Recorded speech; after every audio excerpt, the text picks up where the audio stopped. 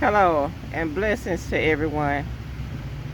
I'm redoing a video. I had this video recorded and had to delete it because I don't know how to do all the editing and stuff. And mind you, I make all of my videos with my daughters, and mind these videos are for them to reflect back on when they decide to start going or growing their own.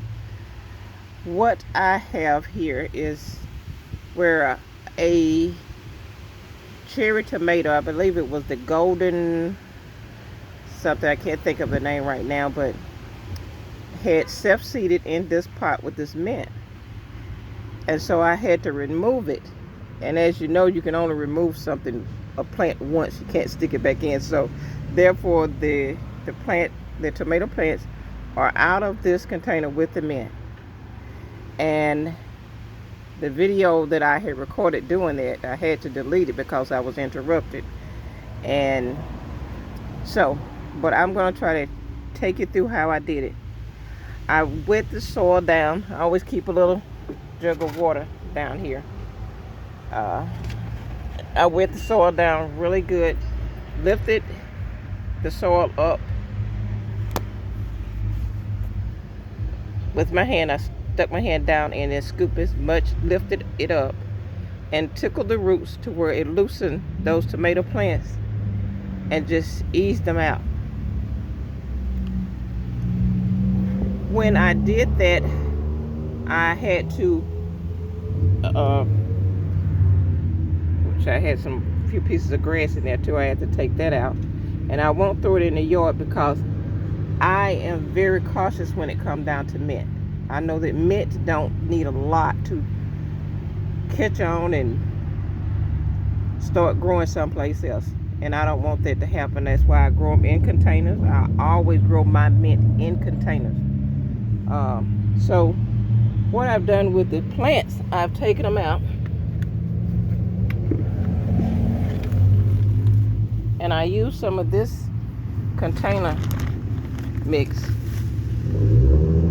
I don't even think, well, my noise is screwed again. I don't even think this. Okay, neighbors, you can go now. I don't even think they make this soil, this particular one anymore, but this has been my favorite one. It's organic, or supposed to be. And what I've done, I've put as much of that root ball in there as I can, and I don't see any transplant shop right now. Usually volunteer plants are very strong. I love volunteers, even though it's a hybrid and it may not come back as the true plant, but if it's food, it's food. Okay, if it's free food, I love free food, especially the kind that God sent me. He sent me this, I'll take it. Okay, so, and what I do, I'll let it sit in this little bit of water and soil for a day or two, and if it's looking okay, then I'll take it from in so much water and just let it stay in a container until I make sure that it's gonna thrive and stand up to being separated. And I'll try to take you all along with me on that journey. But what I did when I got those out, I filled that space, and excuse me for going so fast, I filled that space in with some of that container soil. And I'll just keep that monitored for a couple of days to make sure that everything is okay with that. And I'm probably going to fill that in with some light cedar mulch once it settles. And I'll try to take you along with me on that as well. But this is my mint. I think this is, see, I keep these old signs forever from the one that I first bought. Yes, you see, it's broke. I bought this years ago, and I've separated it so many times, gave some away to family and friends, sold some. But anyway, yeah, this is chocolate mint. And try to keep just enough to manage. I don't want to get overwhelmed with it, so I keep it separated, cut down, and things like that. But as far as this, where it came out, because it came out from a container with mint, I will never reuse the soil other than with other chocolate mint. And that is why, one of the reasons why this video is going to come in handy. So it will remind me that when I do separate these or reuse this soil in any type way, not to ever put it with other soil. I'm just that cautious when it comes down to dealing with mint, because I know what mint will do. Okay, ask me how I know. Okay, so like I said, I'm trying to make this video really quick. I have some errands I have to run today, and I thank you all for coming along with me on this journey. Again, all of my videos are made in mind for my daughters. I want them to have something to reflect back on.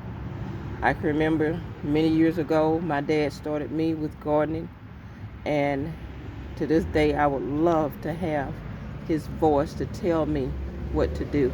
Even though I can feel it, I can feel his presence around me when I'm gardening. It makes a difference if you can hear that voice. So, but I welcome you all to come along with me on this journey. I'm not an expert. I just have this deep passion for growing things. And I don't know everything. I'm not a professional gardener. I love gardening. And I welcome you to join me. The things that I say on my videos, I do as much research as I can to make sure. Now, some of the things that I do is just what I want to do. And it have worked for me before I record it and leave this for my daughters to blunder through and make mistake after mistake. I want them to have as much advantage on growing what they need to grow as possible. My daughter do love chocolate mint. She puts it in her coffee, makes me a delicious, she put it in my coffee too. I mostly take it in the wintertime. But she'll make tea, as well as, other herbs and stuff that she does that. I do the growing, she do the preparing, and she's pretty much gotten it down pat. But like I said, got to do some errands. Thank you all for coming along, and happy gardening. Stay blessed.